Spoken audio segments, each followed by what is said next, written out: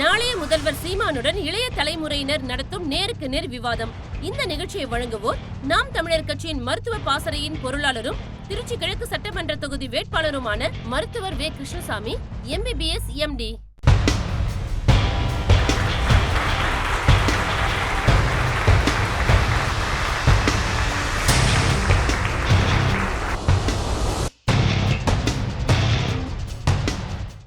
எது என்ன அடையாளப்படுத்துது? இப்ப நான் முன்னாடி நிக்கிற என் சாதி உங்களுக்கு தெரியுதா? தெரியல. என் மதம் உங்களுக்கு தெரியுதா? தெரியல. என்ன உங்களுக்கு தெரியுது? என் வாய்வழியே இருந்து வருகிற என் தாய்மொழி தமிழ் என்னை அடையாளப்படுத்துது, நான் தமிழன் என்று. அப்ப சாதிவாரி கணக்கெடுப்பு எடுக்கணும்னு நான் சொல்றேன். இப்ப நீங்க இதுவரைக்கும் இந்த திராவிட கட்சி, இந்திய கட்சி, நம் தமிழ் குடிகள்ல வண்ணாருக்கு சீட்டு கொடுத்துருக்கா, நாவிதர் முடிதிருக்கிற மருத்துவ குலத்துக்கு கொடுத்துருக்கா, பண்டாரத்துக்கு கொடுத்துருக்கா, தச்சருக்கு கொடுத்துருக்கா, யாருக்காவது கொடுத்துருக்கா? அப்போ ஆனால் கன்னடர் கொடுத்துருக்கா, தெலுங்கர் கொடுத்துருக்கா, மற்ற மலையாளி கொடுத்துருக்கா, கொடுத்துருக்கா. ஆனால் தமிழனுக்கு கொடுக்காததை பிறமொழி வழி தேசியனுக்கு கொடுக்கும். அதுதான் திராவிடம். அதே மாதிரி புனித போராளி பழனி பாபா அவர்கள் தந்தை பெரியாரையும் அம்பேத்கரையும் ஏற்காத எந்த கட்சியும் நம்பாதீங்கன்னு சொல்லியிருக்காரு. நீங்கள் அவரை போட்டுறீங்க, ஆனால் அவர் சொல்கிற அந்த இதுக்கு நீங்கள் என்ன பதில் வச்சுருக்கீங்க? எங்கள் அண்ணன் எப்போ சொன்னாருன்னு உனக்கு தெரியுமா?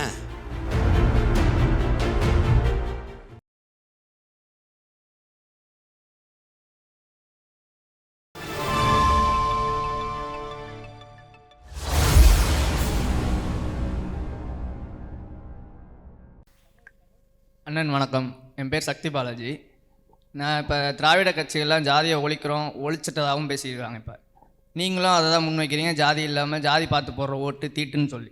ஆனால் இன்னொரு பக்கம் என்ன சொல்கிறீங்கன்னா ஜாதி வாரியாக கணக்கெடுப்பு எடுக்கணுன்றீங்க. இது ஒரு குழப்பமாகவே இருக்குது. இது என்ன எப்படி பார்க்குறது? இந்த சாதியை ஒழிக்க இருக்கிற கடைசி ஆயுதமே இதுதான் இருக்குது.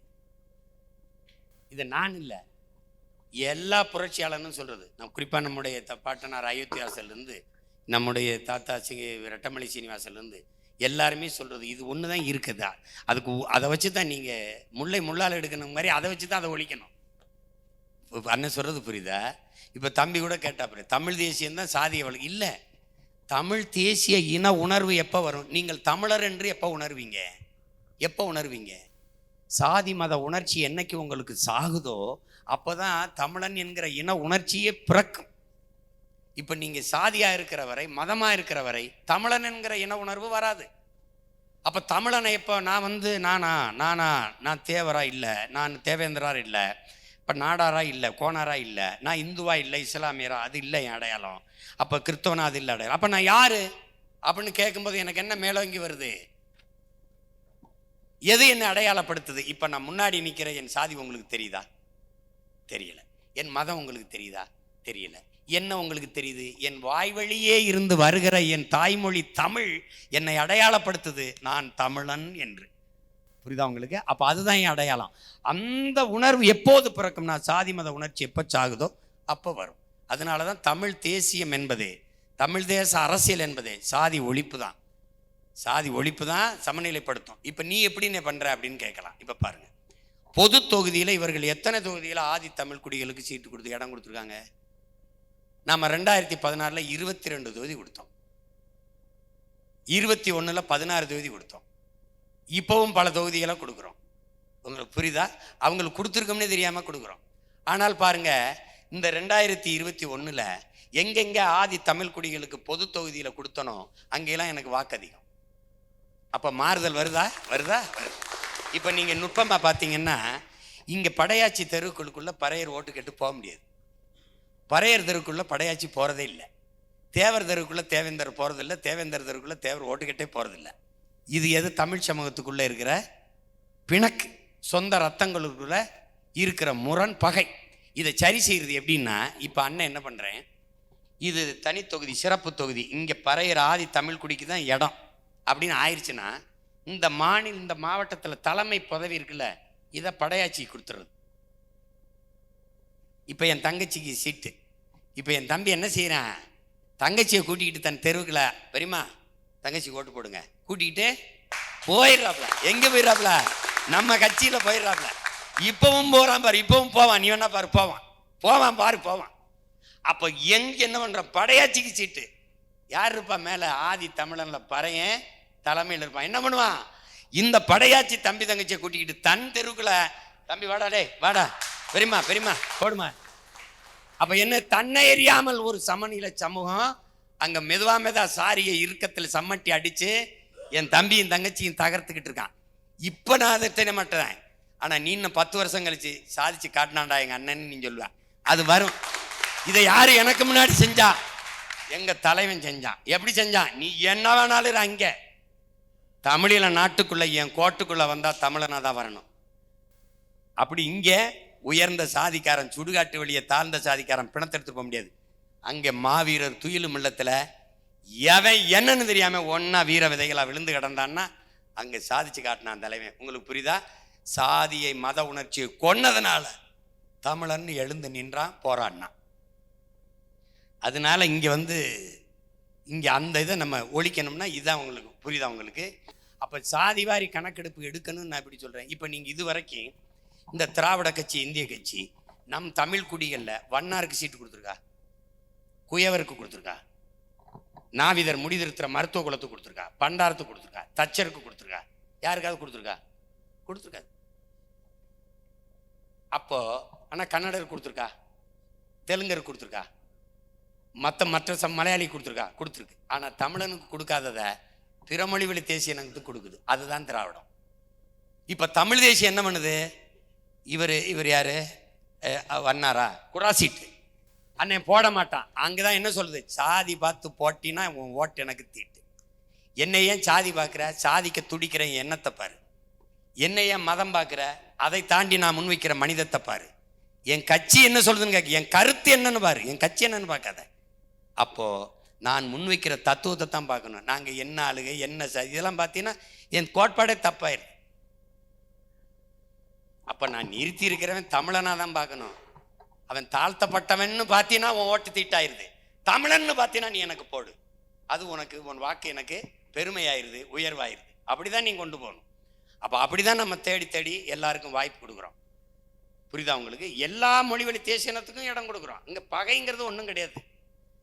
அப்ப சாதி ஒழிப்புக்கு என்ன ஒரு மருந்து இருக்குன்னா, வகுப்பு வாரி பிரதிநிதித்துவம், உரிய பங்கு, உரிய உரிமை எல்லாருக்கும் கிடைக்கும் போது இந்த போட்டி, பொறாமை, இழிவு, உனக்கு வேண்டிய கல்வியை கொடுத்துட்டேன், உனக்கு உரிய வேலை கொடுத்துட்டேன், கல்வி கற்று அதுக்கு உரிய சம்பளம் கொடுத்துட்டேன், நீ பாதுகாப்பா பெருமையோடு வாழ்வியா இல்லையா? அப்போ உனக்கு பிரச்சனை பண்ணணும்னு தோணுமா? உனக்கு சாதி பெருமை தேவைப்படுமா? தேவைப்படாது.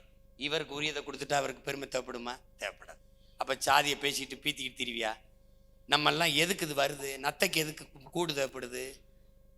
ஏதாவது மீச்சு உடச்சி போடுவானேன்னு. உரிய பாதுகாப்பு இருந்தால் கூடு தேவைப்படுமா? புழுவுக்கு எதுக்கு கொடுக்கு முளைக்குது? பிடிச்சி விளையாடுவான்னா ஒரு கொடுக்கு முளைக்குது. அப்போ பாதுகாப்பற்ற சூழல் இருக்கும்போது பாதுகாப்புக்கு நம்ம சாதியெல்லாம் ஒன்றா இருந்தால் தான் சாதிக்க முடியும்னு நினைக்கிறான். நீ ஒன்றா இருந்தால் சாதிக்க முடியாது. நீ தமிழனா ஒன்றா இருந்தால் தான் சாதிக்க முடியும். எல்லாரும் சாதிக்க முடியும். அதை உணர்த்தி இந்த வகுப்பு வாரி பிரதிநிதித்துவங்கிறது குடிவாரி கணக்கெடுத்து உரியவர்களுக்கு உரிய உரிமையை கொடுத்துட்டா போட்டி, பொறாமை இதெல்லாம் இருக்காது. உங்களுக்கு புரியுதுன்னு நினைக்கிறேன். அதுக்கு தான் இதை திரும்ப திரும்ப சொல்கிறோம். இந்த ஏற்றதாழ்வை குறைக்கணும்னா இதை எண்ணி கொடுத்தா தான் குறையும். அதனால தான் நீ என்னென்ன சாதி வேணாம்ங்கிற, அதுக்கு ஒழிக்கிறது தான்டா இது இருக்கு. இதை செஞ்சாதான் சிறுக அது செத்து விழும். புரியுதா?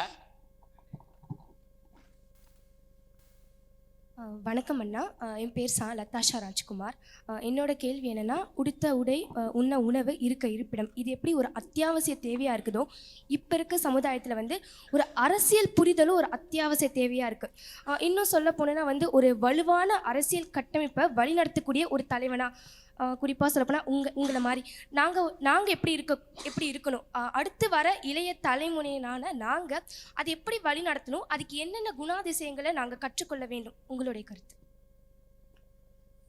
அதில் அன்பு பிள்ளைகள் எல்லாரும் ஒன்று தெரிஞ்சுக்கணும். அதாவது என்னன்னா, நீங்கள் வளரும்போது சில இப்போ நான் சொன்னதை நம்ம பிள்ளைகள்லாம் திருப்பி சொல்கிறாங்க பாருங்கள். சின்ன பிள்ளைகள்லாம் பேசுகிறாங்க, நாங்கள் சாதி பார்த்து பழக மாட்டோம், சாதி பார்க்குறவர்களோடு பழகவே மாட்டோம் அப்படின்னு நான் சொன்னது தான் என் பிள்ளைகள் சொல்கிறாங்க. சாதிக்காக கொலை செய்யாத, சாதியை கொலை செய். இது ஒரு கோட்பாடு. இப்படி இந்த சிந்தனையில் வளரும்போது அது இழிவுன்னு தோணும். உங்களுக்கு புரியுன்னு நினைக்கிறேன். நிறைய நம்ம முன்னோர்கள் பாடியாச்சு, போதிச்சாச்சு.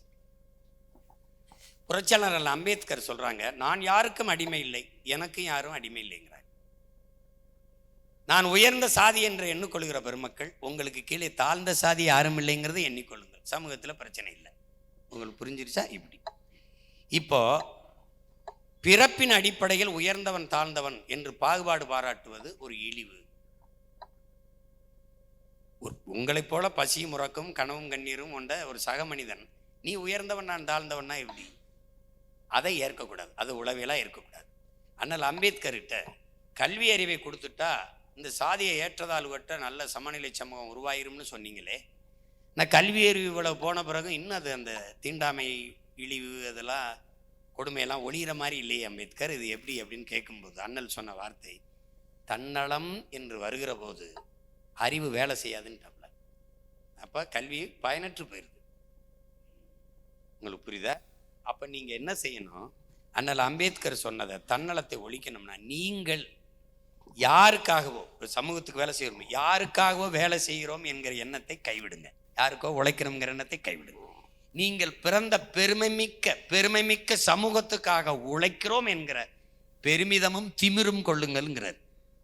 விளங்கிட்டீங்களா? அடுத்து நீ எந்த நோக்கத்தை கொண்டிருக்கிறியோ அதில் அசைக்க முடியாத நம்பிக்கை கொண்டு, அழுத்தமான நம்பிக்கையை கொண்டிருங்கிறோம்ல. இப்போ நாங்கள் கொண்டிருக்கோம்ல, இதெல்லாம் வெல்லுமா, இதெல்லாம் ஜெயிக்குமா, ஜெயிக்கும் அப்படின்னு ஒரு அழுத்தமான நம்பிக்கை கொண்டிருக்கோம்ல, அதை அந்த மாதிரி கொண்டு இருக்கணுங்கிறேன். அது புரியுதா உங்களுக்கு? அப்புறம் மார்க்ஸ் சொல்றான், தானும் தன் குடும்பமும் வாழ வேண்டும் என்பதற்காக உழைக்க தொடங்கும் போது ஒருவன் மனிதனாகிறான். தானும் தன் குடும்பமும் வாழும்போது தான் சார்ந்த சமூகமும் வாழ வேண்டும் என்று உழைக்க தொடங்கினால் அவன் மாமனிதன் ஆகிறான் என்கிறான். இப்போ நீங்க வாழ்றது மாதிரி உங்க சமூகமும் வாழ உழைக்க தொடங்குகள், மாமனிதன் ஆகுங்கிறதான். தடம் பார்த்து நடப்பவன் மனிதன், தடம் பதித்து நடப்பவன் மாமனிதன்கிறான் ஃபிடல் காஸ்ட்ரோ. நீங்க தடம் பார்த்து நடப்பவராக இருக்க போறீர்களா, யாரோ போட்டு வச்ச தடத்து மேல இன்னொரு தலைமுறைக்கு தடம் பதித்து நடக்க போறீங்களா? இதுதான் உங்க எல்லாருக்கும் முன்னாடி இருக்குது. இப்போ நான் தடம் பதித்து நடக்கணும்னு நினைக்கிறேன். நான் மனிதனா இல்லாம மாமனிதனாகணும்னு நினைக்கிறேன். நான் பிறந்த சமூகம் பெருமையோடு வாழணும்னு நினைக்க உழைக்க தொடங்குகிறேன்.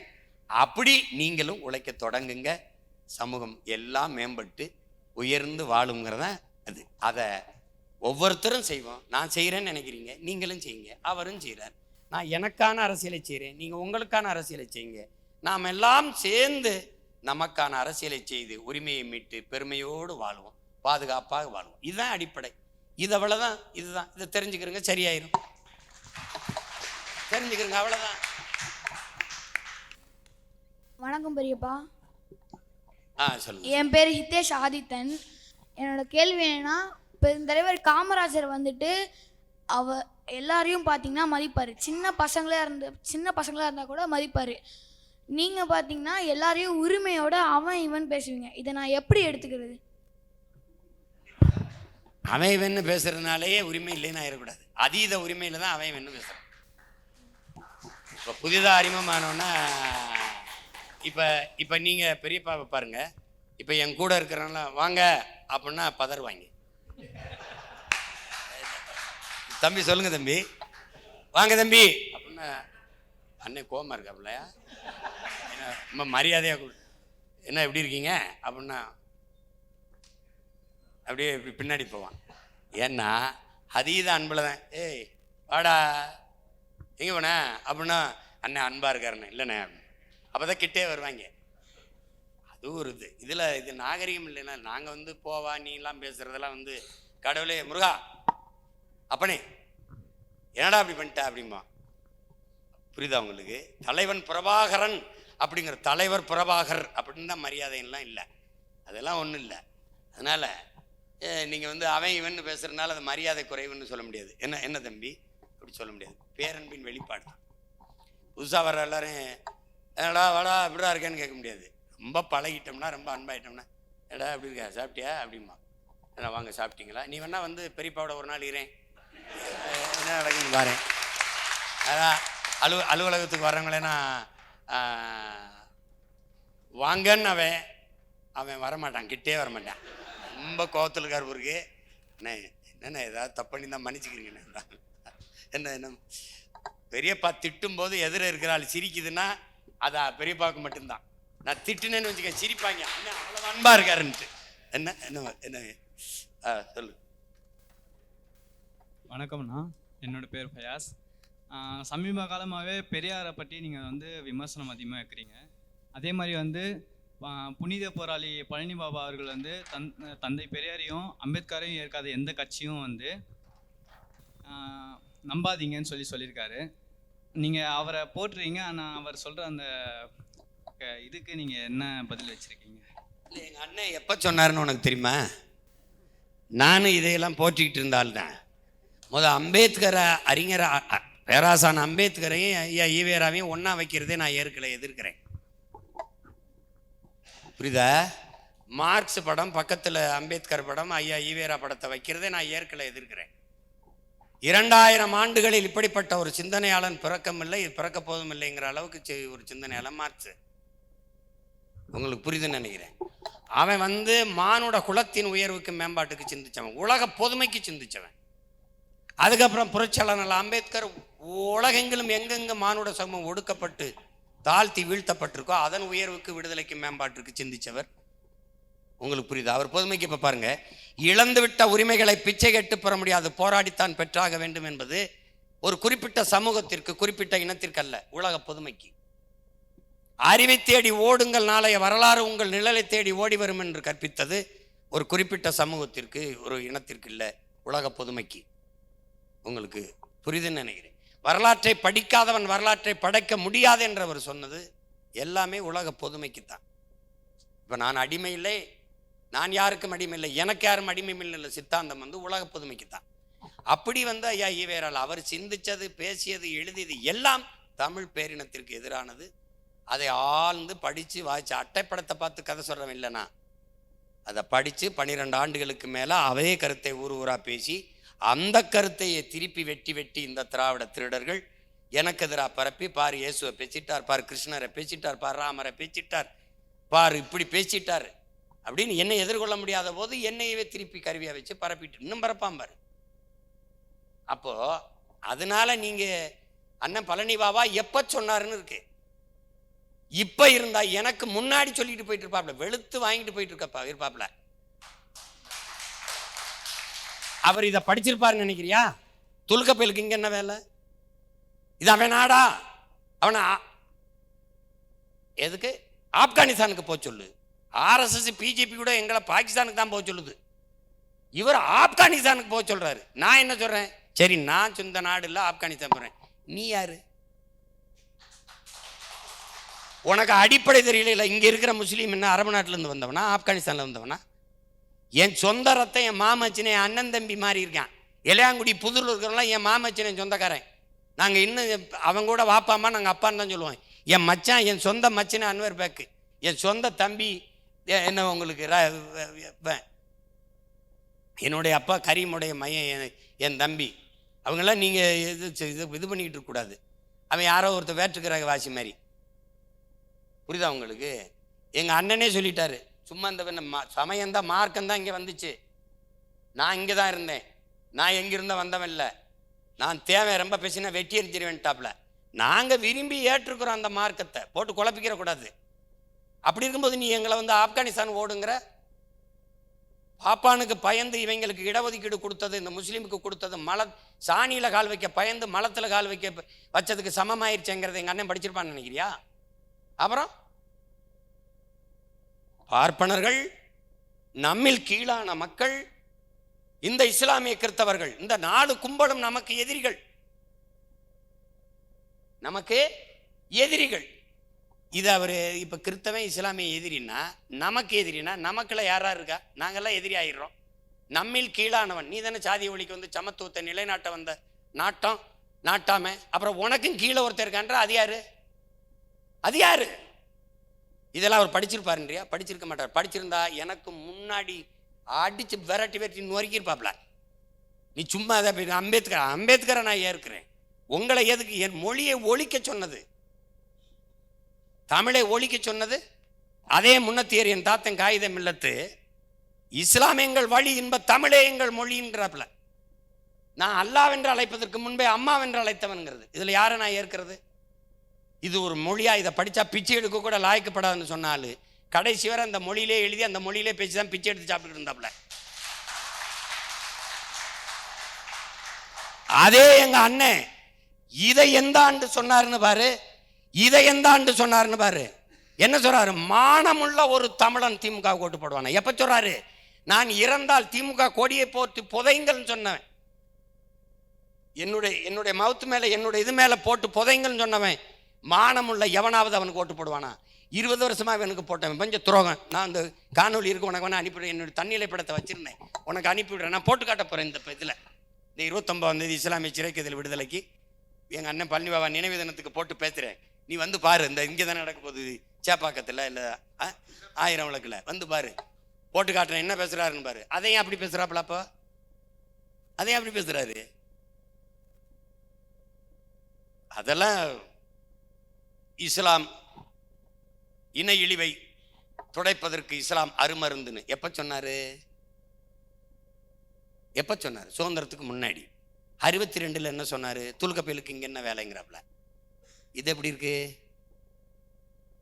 எதை ஏற்ப? சுதந்திரத்துக்கு முன்னாடி பேசினதை ஏற்கிறியா? இவனுக்கு இடஒதுக்கீடு கொடுத்தது மலத்தில் கால் வைக்கிறதுக்கு ஒப்பாயிருச்சுங்கிறத பார்க்குறியா? எதை பார்க்குற நீ? அப்படி எங்கள் அண்ணன் முன்னாடி பேசுகிறத பார்க்குறியா? பின்னாடி இவங்களை ஒழிக்கணும்டான்னு பேசுகிறத பார்க்குறியா?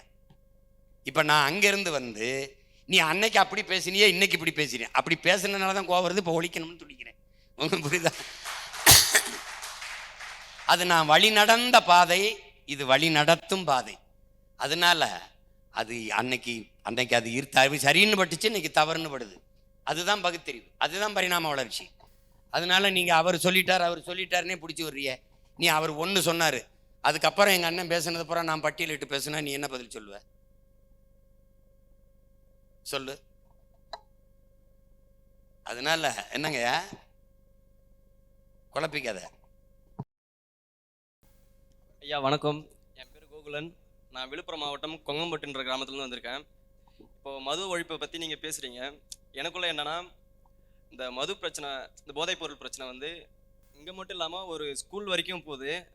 அதுக்கு காரணம் என்னன்னு சொல்லுவேன்னா, இந்த அரசு தான் நான் சொல்லுவேன். அவங்க கடுமையான ஒரு சட்டத்தை போட்டுறது இந்த அளவுக்கு போயிருக்காத நான் சொல்லுவேன்.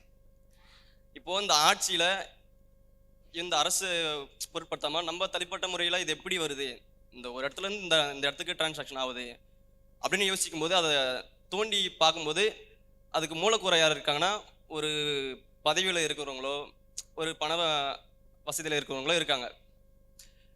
அப்படின்னும் போது அதுக்கு காரணமாக இந்த அரசாக தான் இருக்குது. ஏன்னா அந்த கட்சியில் இருக்கிறவங்களே இதை நடைமுறைப்படுத்துகிறாங்க. அப்படின்னும் போது எங்களுக்கு ஒரு மனப்பாங்கு வருது. இப்போ தனிப்பட்ட முறையில் அதை யோசித்தாலும் இவங்க இருக்கப்பட்டவங்க இவங்கள தான் பண்ண முடியும், நம்மளால் ஒன்றுமே பண்ண முடியாது, இவங்க நினைக்க தான் செய்வாங்கன்ற ஒரு மனப்பாங்கு இருக்குது. இது ஏற்படுத்துறது யாருன்னா இந்த அரசை தானே சொல்லுவேன். ஏன்னா இவங்க கடுமையான சட்டத்தை போட்டு இது ஒரு தீர்வு, நியாயமான ஒரு தீர்வு கொடுத்துருந்தா இந்த அளவுக்கு வந்திருக்காது. இந்த மனப்பாங்கு எங்களோட மனப்பாங்கும் சரி, அவங்களோட மனப்பாங்கு என்ன இருக்குன்னா, நம்ம இந்த ஒரு பதவியில் இருக்கும், நம்மளுக்கு ஒரு பேக்ரவுண்ட் இருக்குது, நம்மளுக்கு ஒரு ஆள் சப்போர்ட் இருக்குது, நம்மளும் எப்படி வேணால் பண்ணலாம்னு சொல்லிட்டு அவங்க பண்ணுறாங்க. அந்த ஒரு மனப்பாங்கு, அதாவது எங்களுடைய மனப்பாங்கும் அவங்களுடைய மனப்பாங்கும் இந்த அளவுக்கு வர்றதுக்கு காரணம் இந்த அரசை தானே சொல்லுவேன். ஏன்னா இவங்க கடுமையான ஒரு சட்டத்தை, ஒரு தீர்வை கொடுத்துருந்தா இந்த ஸ்கூலுக்கும், அதாவது இந்த இடத்துலேருந்து அந்த இடத்துக்கு போயிருக்காது, ஒரு இளைஞரை தாண்டி ஒரு மாணவனுக்கு போயிருக்காது இந்த போதைப்பொருள். அப்படி சொல்கிறேன் நான்.